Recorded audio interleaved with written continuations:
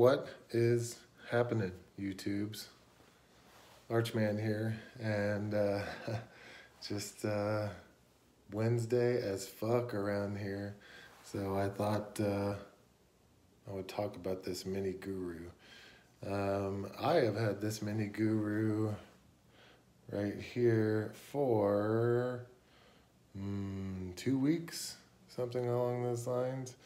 And I meant to review it sooner, but I just kind of forgot I had it, to be honest. I actually got the Mini Guru and this Torque Bar Luna the same day. And I got both of them on the secondary market for a really good deal. And yeah, I really just kind of got them both to check them out. The Mini Guru I picked up for $50. $50 with these purple titanium buttons, which are the stock buttons for the Mini Guru. And I don't know what you call these, but these are, in my opinion, a signal. I was painting today, sorry about the state of the hands. But these flat buttons here are super cool, and I think sometimes these buttons do come with various Woosah spinners, but I don't believe they originally came with the Mini Guru. I'm pretty sure these titanium buttons are the stock buttons. So Woosah is a very, very popular company in the spinner scene. Seems like they're a good bunch of people, actually. They seem to have quite a tight group there going on Facebook, tight following. I can't say, honestly, that I've been super overwhelmed with the desire to pick up a Woosah. I got this one because I was like, A, this is probably the coolest, in my opinion, Woosah design, and B, I mean, the price is right, $50, you know, for to try out this cool spinner. Obviously, if I don't like it, I can instantly turn it around and get my money back for it. Maybe not instantly, but definitely a sure thing. If nothing else, use it for currency, potentially, to trade it towards something that I'm interested in.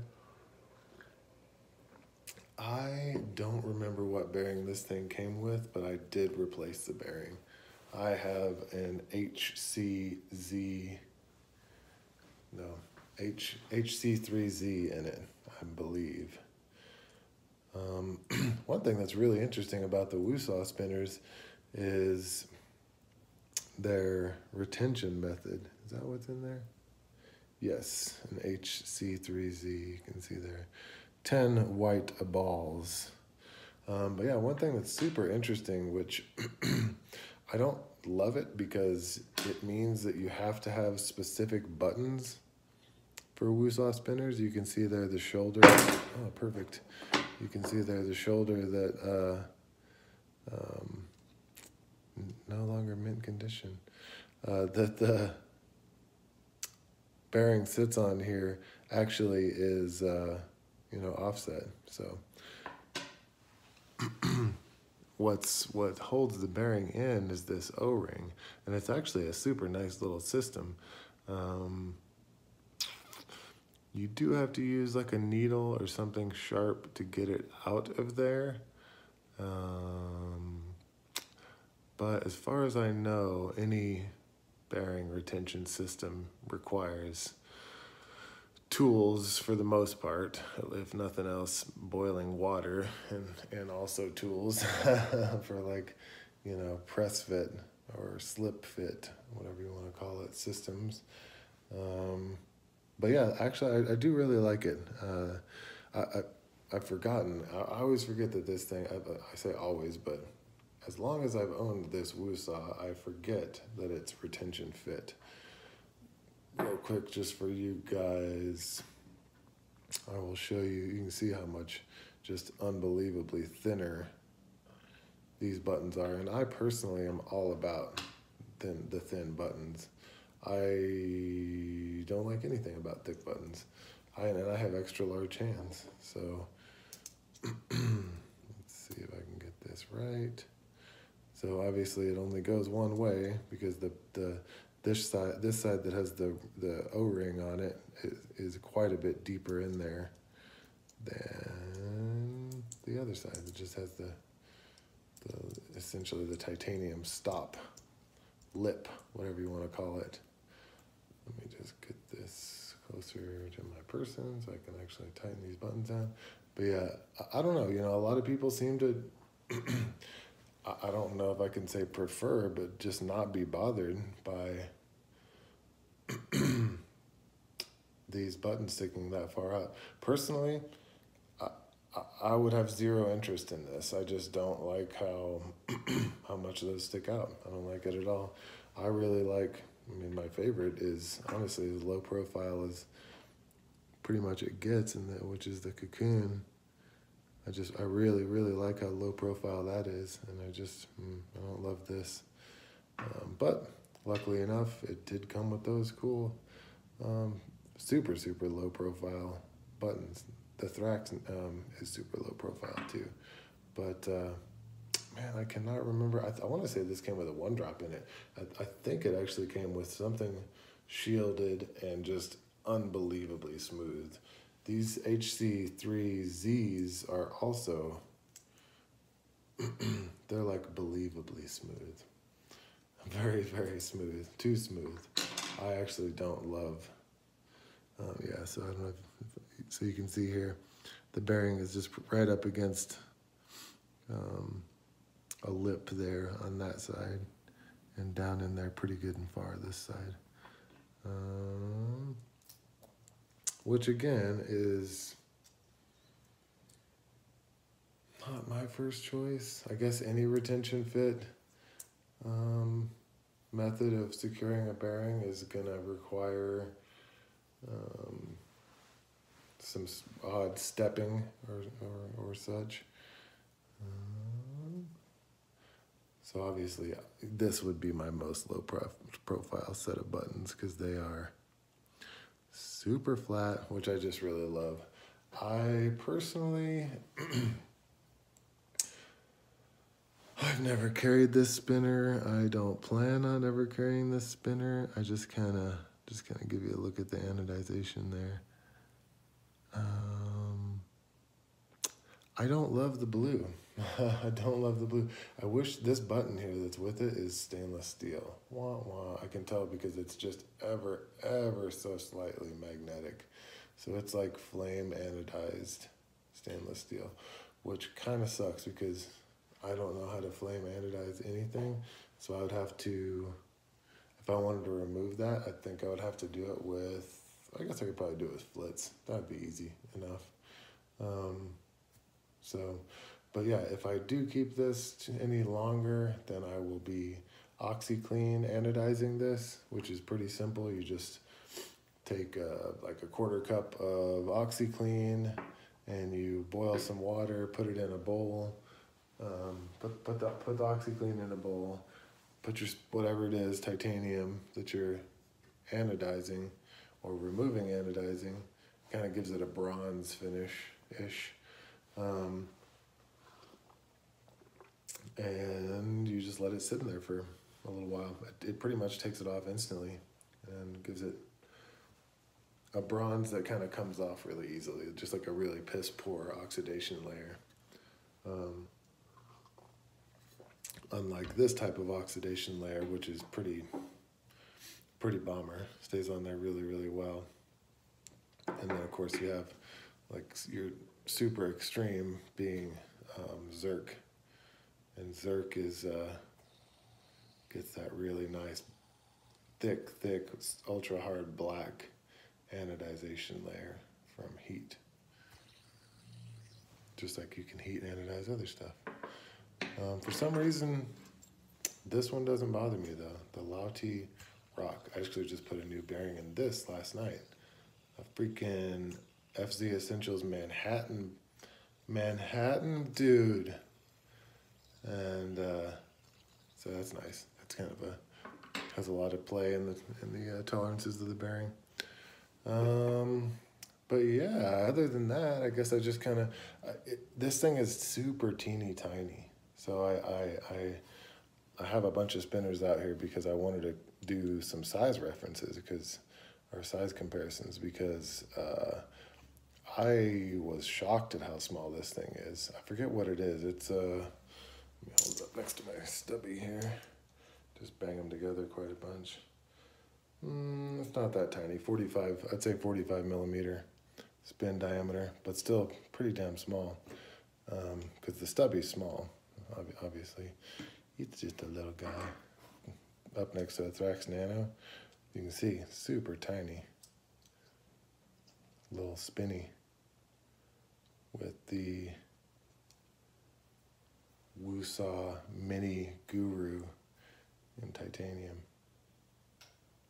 Spins for days, especially with that HC3Z bearing in it, and just silent.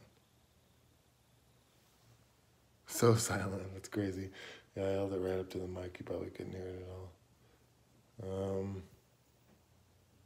Very thick, honestly. I'd say it is my thickest spinner. I actually won a fucking Full Throttles original tonight though, but it's gonna be a little bit thicker.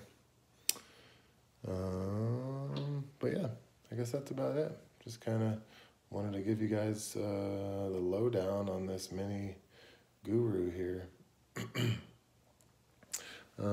Let's look at the machining here. I feel like it's obviously, you know, it's nice enough, but there is a little bit of, there's just kind of this weird lip along this edge that I'm not super ultra pumped on. I feel like it's kind of a ballsy move to polish this the way they did, because it really kind of accentuates that. No other spinner that I have has an inconsistency in machining like that, and it's kind of impossible to show it on this camera, but I can tell it's there. There's just kind of more of a lip where this flat meets this radius here on this side than there is on this side. I don't know if you can tell, but I want to say these go for like $90 with the bearings, with the buttons that I don't like. So I personally would never buy that ever because I don't like how far the bearings stick out. But I for sure could see it in this configuration with these flats being $90 all day for sure. That would make it one of my least expensive spinners actually. Let's see, let me look at my spinners here. I have one spinner that costs less than that, and that's this, and this one I got for 50% off. As far as like the fact that these Thraxes are still on sale for $75, which is just crazy, versus this one which is unattainable because they only come in runs, but attainable if you watch their website. Woosah, WOOSAH they have an Etsy store. Is really the only way to get an idea, or you could join their Facebook group. But they do all their drops, I'm pretty sure, on their Etsy store. Their website just has like, it's just a gallery. But all day, every day. you know, even if these were the same price, even if this one was 20, 30, $40 more, all day, every day, I would say. But I also really like bars. I've discovered I'm definitely a bar guy. But yeah, that's it. I mean, you know, it is what it is. It's not anything super duper exciting, but at the same time, it is a nice little nugget, nice little thing. It feels cool spinning, and it's smooth as fucking can be. Retention fit, so that's good if you want to screw around with you want to screw around with testing out bearings. For me, it's the only one of two retention fit spinners that I have, or I even have in the pipeline, and this is the other one. It's funny, this one has the Manhattans from FC Essentials. Super, super loose tolerance bearing. Some people will be like, oh, why would you want that? You know, it just gives a different feeling. You know, it gives a little bit more feedback. So maybe if I was to put something like that in this, I might enjoy it more, because it's so damn smooth that it's like characterless right now. And like I said, the one it came with was a 1-drop. So there's always that to consider. Bearings play such a huge role. Anytime someone reviews a spinner, like, they should always mention that. Like, it makes a spinner just night and day. For instance, I have a stainless steel bi-cocoon here with a 10-ball Pose Blades stock bearing in it. Super nice bearing, very smooth, not much judder, great sound. And then I have a titanium with a Manhattan 8-ball. It's a super loose tolerance 8-ball. And this thing is just juddery as can be, much louder. So what's up, homie? I'm talking about this blue guy. It's a Woosah. And then got off on talking about bearings, because it's crazy how much of a difference they actually make, different bearings. It will completely transform the life and the feel of one of these things, like way more than you would ever think. But yeah, maybe at some point, and this thing is super easy to do. You know what? Let me think here. Do I have another Manhattan? No, I don't. I was about to say, fuck it, let me just change out this bearing real quick, but I don't feel like digging through my fucking bearings and shit. My fave is absolutely easily, and now I have a second one of them, which is nuts, which I bought from a guy in Germany on Instagram. My faves are the cocoons, for sure. So now I have 2 titanium cocoons, and I have 2 more cocoons that have been fucking lost in the mail for like 6 days now. God damn it, which just sucks.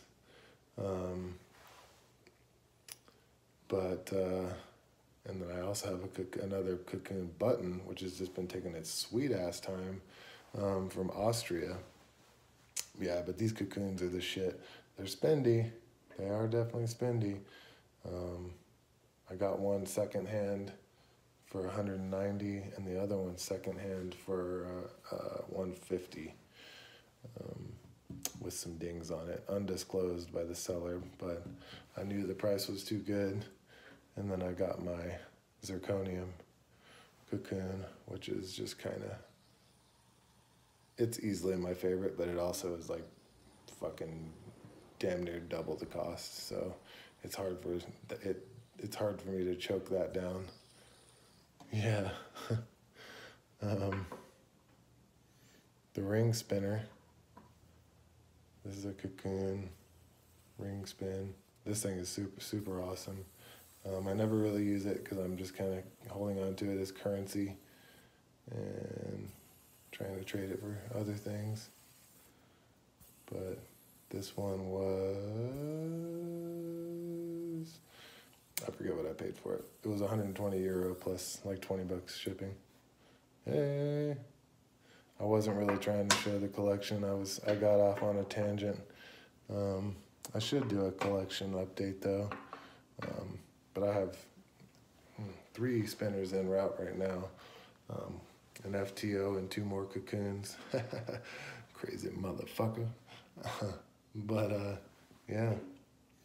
Anywho, guys, yeah, the Woosah is super cool. As far as my taste goes, my collection, my things that I like, for whatever reason, I just love my cocoons. As far as tries go, I have this try here. I don't love it. It's just, again, kind of just too smooth, right? I don't know. I have jumped all in. It's been ridiculous. Yeah, it's yeah, for sure. Just got this guy, and I'm kind of being semi-retarded is helpful to have good taste for quality stuff. Champagne taste on a beer budget. That's funny.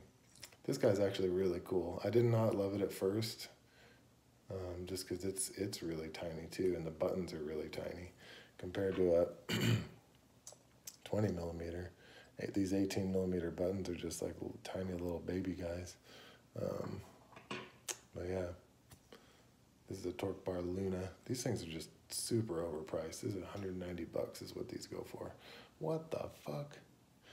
I actually just watched the Scott McCoskey weekly spin last night.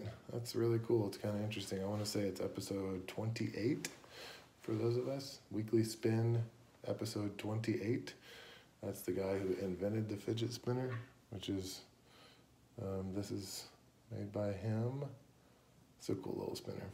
Again, though, this is kind of a more of a collector piece for me. I will definitely never carry this thing. I have more expensive spinners that I will carry, but that one's just kind of, I just have it to have it as a reference, kind of like this. I only have this as something to refer to. Don't ever spin it, don't have any interest in spinning it. It's just it's a point of measurement, which is kind of silly. Anyhow, guys, I am gonna skedaddle. Palabra tu madre, and we'll see you guys probably Saturday night.